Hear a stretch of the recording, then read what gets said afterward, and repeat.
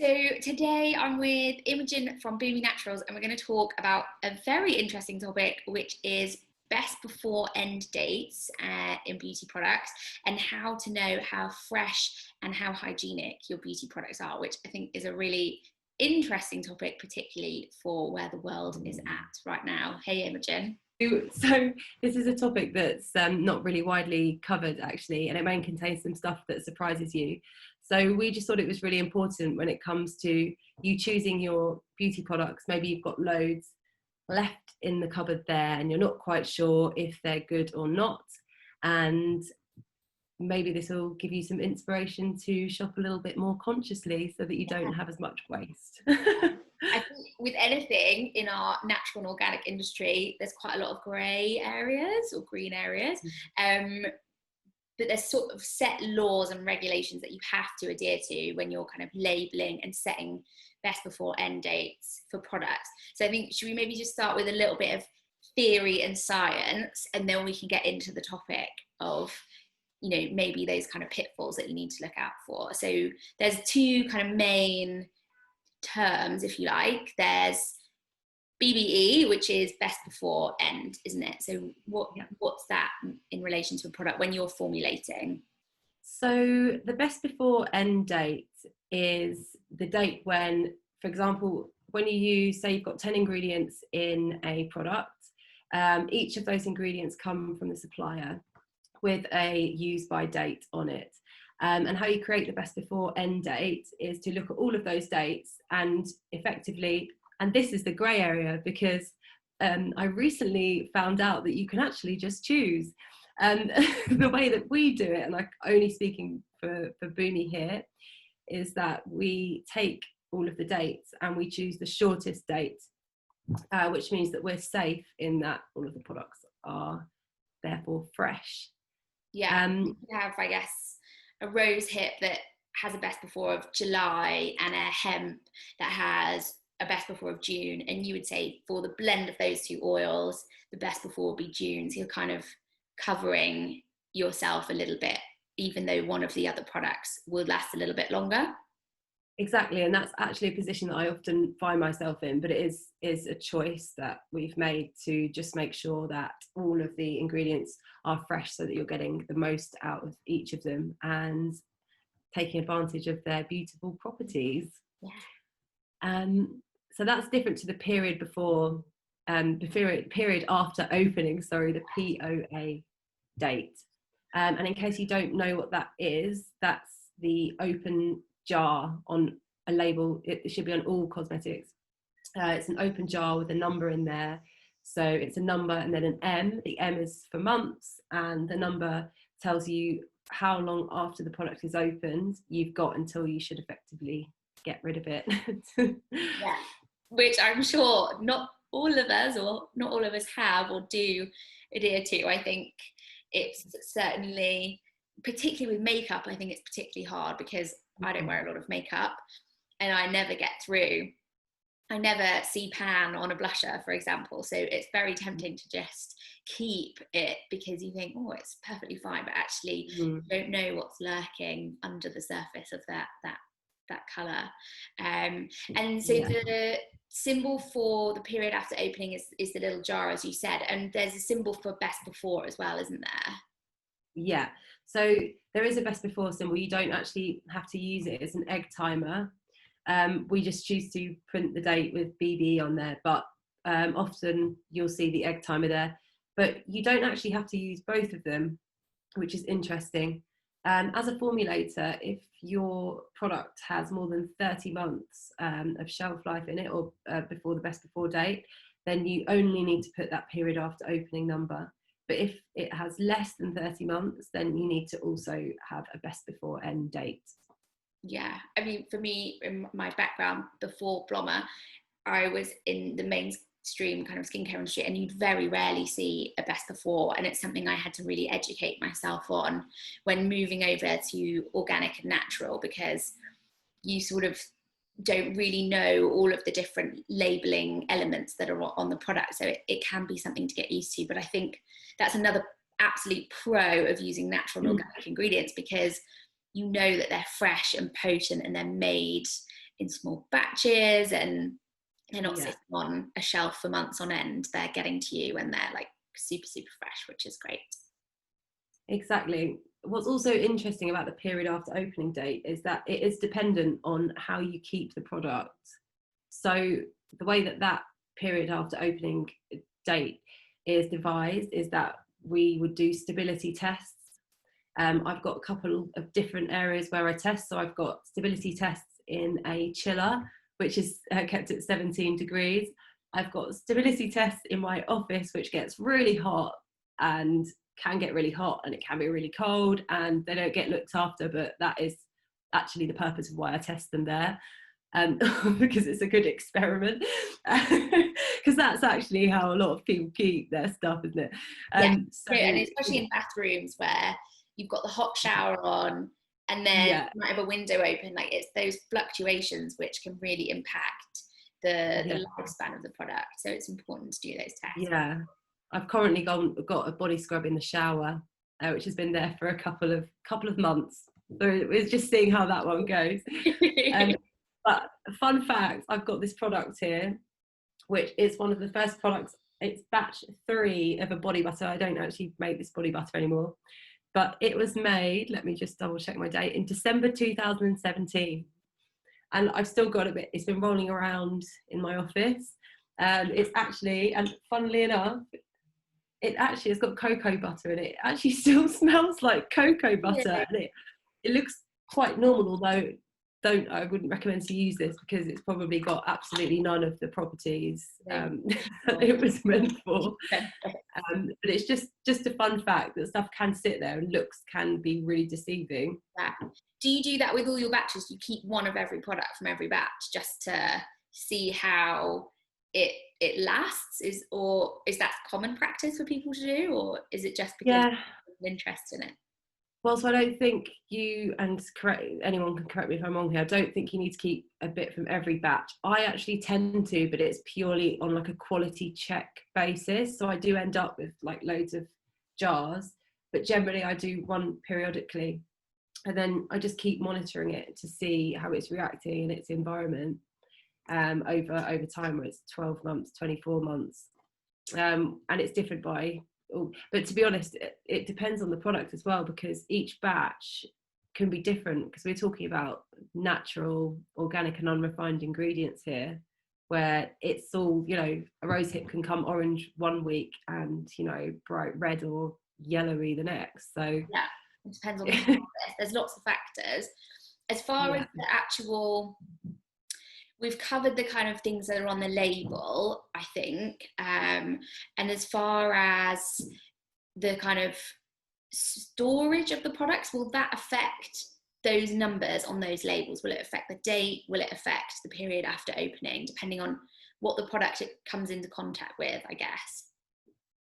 Yeah, so I mean, I think generally, and again, here to be corrected, but I think generally the period after opening date that you'll find on the labels is based on stability tests in a perfect environment. Yeah. So products are meant to be really kept between 12 and 18 degrees to be at their optimum performance, and to be kept in the state that they were made in.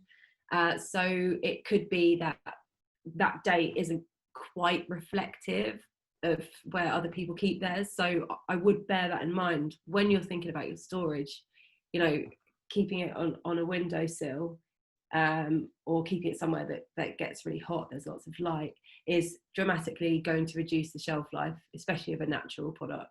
Yeah. I think as well, there's like a trend for these sort of skincare fridges, and I think there's certain products that can go in those fridges because they need to be kept at a much lower than room temperature. But I did read that they're not actually effective, and in fact can actually make your products become less potent and affect how they react when they go on your skin, because you're keeping them at lower than tested and formulated temperature. So there's lots of factors at play. And I think another one is water is a really interesting one. When your product comes into contact with water, if it's like your scrub, for example, you're taking it in the shower, you might you know, there might be things in the water, or it might affect the ingredients within the products. And I think that's where preservatives then come into play, isn't it? No, exactly. I think it is important. In the past, we definitely didn't have preservatives in anything, and more recently started to update because, you know, I think as a formulator, sometimes it's lovely to think in this ideal world where everyone keeps it away from water and doesn't like dip their wet hand in there in the shower, but it's not reality. So I think there's definitely a place for preservatives, eco-friendly ones and natural ones. Yeah, because there's a huge spectrum of preservatives, some which are synthetic and some which are natural. So yeah, I think we only take brands that use natural, non-synthetic preservatives, just because it's kind of better for our skin. It's less chance of reacting with our skin as well. Yeah. I think another thing, it's a big trend, and I know that your products come in jars, but a lot of beauty products are now coming in jars because it's more environmentally conscious versus maybe a plastic pump or a pipette, where people don't necessarily take all of the components apart. But a word of caution, I would say, if you're using jars for your skincare, like any creams, just be really, really cautious when it comes to hygiene. Like, use spatulas, because if you're dipping dirty hands into that, you're basically creating this lovely breeding ground for bacteria that can then have an adverse effect on your skin. So I think, yeah, use a spatula. Would you say there's anything else to be aware of when using jar products as well? I think being mindful, if you are going to take something in the shower, being mindful to turn the shower off. I think most people do that when they put a body polish on anyway, because otherwise you kind of lose the product. But as you say, using a spatula, dry hands, and just where you store it, because you're totally right. And the world of packaging is amazing because there's lots of different options out there now. Because having like a squeezy something or a pump bottle is ultimately more hygienic, and you probably are going to get a longer use out of it. But then you're kind of battling between, you know, I've not seen a non-plastic pump anywhere yet. No, I haven't. So just double checking my brain there. No. I think a couple of our brands have pumps which are made from recycled plastic. So Okay. and then that means that you're only dispensing what you need and you're not touching the rest of the formulation. Yeah. But it is that constant balancing act between what's sustainable and what's hygienic. And I think it's still important to remember, like, we're using these skincare products because of the amazing benefits to our skin. Yeah. So you almost don't want the hygiene factor to be compromised. So yeah, I think it's a really interesting one and much debate. So we try to have as many sustainable packaging options as possible on the website, but there's certain, particularly like water-based creams, which are just a breeding ground for lots of bacteria if you keep dipping into, then we tend to favour having some kind of pump or pipette for those. But I mean, all of your formulations, I would say, are quite dry formulations. There's no water there, so they're like pastes and butters and things like that, which I think makes it easier when you're dispensing from a jar. Definitely. And I mean, we've got no water in any of the formulations, and it is easier. And it is also, when you're looking at preservatives, and that's kind of why I think a lot of people who develop waterless beauty products don't necessarily preserve, because it's like a preventative, like you preserve as a preventative because you kind of know that there's going to be water entering, as opposed to, you know, with a face cream where I dread to think what would happen if you didn't preserve it. You're dipping your hands Maybe in that's a little test you should do for fun. It's yeah. Just keep it on cream and dip your hand in it every day and see. My whole house is full of tests and chillers. Welcome to my house. It's true. Love of skincare.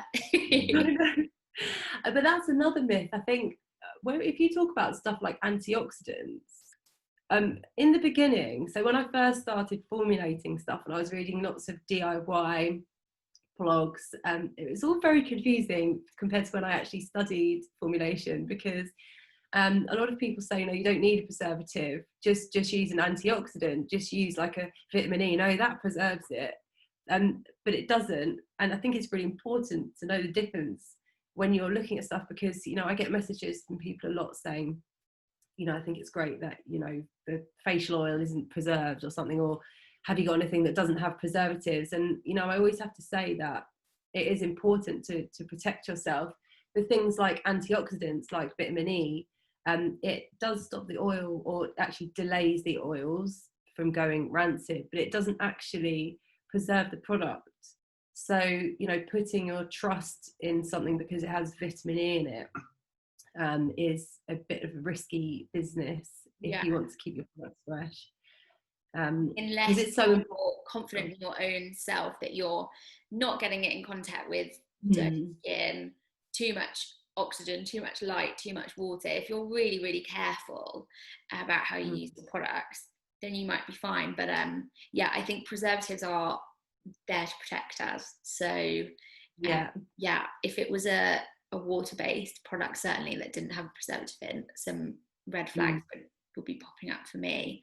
Then again, if you asked me that about 3 years ago, I would have said, I will never put a preservative on my face. Well, I think it's another one of those marketing terms, isn't it? Like preservative-free, gluten-free skincare, you know, all those things that we get sent as messages when we're buying the products, but I don't think we have a huge amount of information available on what they actually mean, unless you spend hours and hours reading legislation and regulations. So I think that's where it's really interesting. I feel a lot of responsibility as a retailer to check the products. So I mean, we've had countless conversations about this, because your products are so fresh. Like, you make them in lovely small batches, and you know that when we get it in, we're shipping it out pretty quickly afterwards. So our customers are getting something that's been made very recently. But I think I sort of question like the responsibility of a retailer, because there's not really a set of guidelines that you're given. As a formulator, you're like, it must have these labeling requirements, you can only use it in these concentrations, etc. But yeah, there's not really a tick list of like, this is what you should do to make sure that you're checking the products and checking batches and things like that. So yeah, I just try and check the products every month, and then, you know, if we need to speed up the process of selling through products that are coming to the sort of, not the end of their life, but it could be quite soon. We'll try and manage that as best as possible. And I think also as well, keep the stock that we hold very tight. So I'd rather replenish things little and often, and know that we haven't got things sitting on a shelf. You know, you go to a store, and I sort of think, well, how long has that been there? In a hot, bright environment. And you sort of do question how much care is taken over the dates of certainly much bigger retailers. But yeah, I saw them all in a lovely dark cupboard in a cool room. Because I think there are some products, because, you know, my use by dates are conservative. They're accurate. Because that's one of the core things about the Bumi, is like, we want it to be fresh. We want everything to be fresh and at its best, so that you're getting all of the benefits. But it can be a bit of a challenge sometimes to live by, and we've seen that, because it's stuff like, you know, making sure that we only make small batches, because, as you said, it needs to move quickly out, and then it needs to be, you know, potentially resold when working with the lovely Blommer Beauty. So it can be quite difficult to keep on top of it, but it is still important, because there are ingredients, for example, like a wheat germ oil, and wheat germ oil is, you know, we market it as an antioxidant. Not just that, I mean, it's great in other ways, but one of the big things is it's an antioxidant, and it really helps to protect against damage against free radicals, which is fantastic. But if the wheat germ oil has run out, it's gone past its best before date, and it's in a product, it actually starts to lose those properties pretty rapidly. So effectively, you know, you're kind of marketing like a dud ingredient. That's how I see it. Like, I mean, I don't think people are as strict as me. I've been told by my chemist, but but that's just who I am. I think it's better to err on the side of caution. I mean, yeah, it's not like we're selling medicine or anything, but it still could have an effect on someone's skin. And you also want your customer skin to look their best and feel their best. So I think that's really important.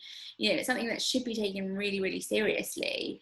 But I think we kind of talked about what we kind of do from each side, like the kind of formulators' responsibilities and what the terms and the legislation is. But once that product leaves Blommer HQ or Bumi HQ, we don't really know, is it going to someone that has a stash of beauty products that they don't open for 2 years, or is it going to someone that wants to use it straight away, only buys when they need a product, they've run out completely? It's those sorts of things that you just can't control. So I think we have to do our best. But I know, though, this year a lot of people have been talking about like cleaning out their kind of beauty haul, if you like. So I think there's maybe some things that you can do to check your products are as fresh and as hygienic as they can be. So yeah, I think, as we've said, check the best before if it's got one. If it's not got a best before, then you should have a batch number on the product. Yeah. And you can trace that back. You can either, if you bought it from us, for example, you can contact me and we'll check the batch codes, or contact the brands directly and they'll tell you like the best before of that batch. And also, I think when you've opened the product as well, we've all got like 3 creams on the go. How old are those creams? I think maybe just checking those things. Is there anything else you think we should check for? So about you said about the colour and the smell and the consistency, because that's just one of the big red flags, is if something no longer smells. That's why I'm shocked about this one. It's absolute shock. If it still smells, if it doesn't smell like it's supposed to, or for example, I know that with our night repair, I did a stability test and it's been a couple of years now, and when I looked back on it, it'd gone white. Not quite white, it was like a green, not really green, yellow anymore. So, you know, and I smelt it and it didn't smell like it usually does, and that's a big red flag. Diluted smell, I think, when it tends to go bad, isn't it? You don't fresh, it doesn't fill your nostrils, the smell of the product, does it? It's no. Diluted. You wouldn't put it on your phone. Maybe you would. I have friends who are fans of eating gone off food. I mean, I feel like it's the same thing. So yeah, I think that's all sound advice, and again, just to read the label, because I think it's tempting, because you buy a new product and you kind of look at it, and I know we've got our tags, or you know, people have their information on there in different ways. It's so tempting to just get it and then just like rip it off and then just use the product, not like read the tag. But it is important, or it is important to read the label and understand the safety and the storage, because at the end of the day, it's put there for a reason, and it comes from our product safety reports that we do legally. So it's actually really useful information if you're wanting to get the best out of your products, which I'm sure most people watching this do. Definitely. I think as well, another thing which is not necessarily, I mean, maybe what it is to everyone else, but for me, the period after opening and the best before, it's a bit like how you determine the best before. I would go for the earliest date. So if you opened those products and 6 months has gone by and your best before is after that 6 months, I would still stop using it at the point, because you've passed the period after opening. So, and equally, if you've not opened the product, we were saying before, and the best before has been and gone, I just wouldn't even entertain using it. Exactly. But that's where I think it there are a lot of things that probably have gone off in a lot of things, in a lot of products that have got really, really super long shelf lives. I mean, when I get my ingredients, I do speak to my supplier about what I'm going to get, and I'm like, right, can you tell me the best before end dates? Because, for example, if I get something that's got 4 or 5 months in it, it's not worth it for me, because to make it and then get it out. So it's a bit different. But yeah, I think it really is still a grey area, because when you Google this or when you research this, that's what it says. It says to take care of the period after opening date. It says that it has a best before, but it doesn't actually fill that gap between which one is more important and what that actually means for the product. It might just be a personal thing, but to go back to your food analogy, if you'd not opened a bottle of milk and the best before date was a week ago, would you still open that bottle of milk and drink it? I don't think anyone would, but maybe I'm wrong. Because it's true, because you can see it, you can smell it, and you could definitely taste it. Yeah. So my housemate, like, didn't care. But yeah, there would be some telltale signs. So yeah, I just personally wouldn't use a skincare product that, even if it hadn't been opened, the best before date had been and gone. And yeah, there's all sorts of different time periods for when you're advised to switch things up. Like mascara, I think, is like the shortest one, because it's around your eyes. So I think it's 3 months you should change your mascara. And then which can be heartbreaking. Yeah, especially, I mean, we're just coming out of lockdown, haven't worn mascara for months on end. Yeah, exactly. And I think you can take care of stuff like that, and lip gloss, and if you don't pump it so much. If you're like pumping your mascara, then you're just putting air into it. So I think there's ways that you can kind of do it. Like, I was actually practicing earlier, like slowly taking it out to see if I was a pumper or not, because I wasn't sure. But when it gets into contact with air, it's oxidation, which kind of breaks down the chemical makeup of the ingredient, doesn't it? So that then it's either goes bad or it loses its potency. So yeah, it just makes sense to not have it too much, and not like, make sure your jars or your tubes are like done up tight after you've used them. You know, if you're in a rush in the morning, it's really easy to just throw it back in the drawer. But I think just make sure everything's really, really tight, and you'll just help to preserve the life of your products and get the most out of them as well, because we always advocate kind of being a bit more minimalist with your products, using everything up and then purchasing again. I think you don't necessarily need a huge stash of products to have a great regime. No, I mean, I think it's nice to alternate. I still do alternate a lot, because I know that my skin just gets used to stuff. So I don't keep loads of stuff. I keep like a couple.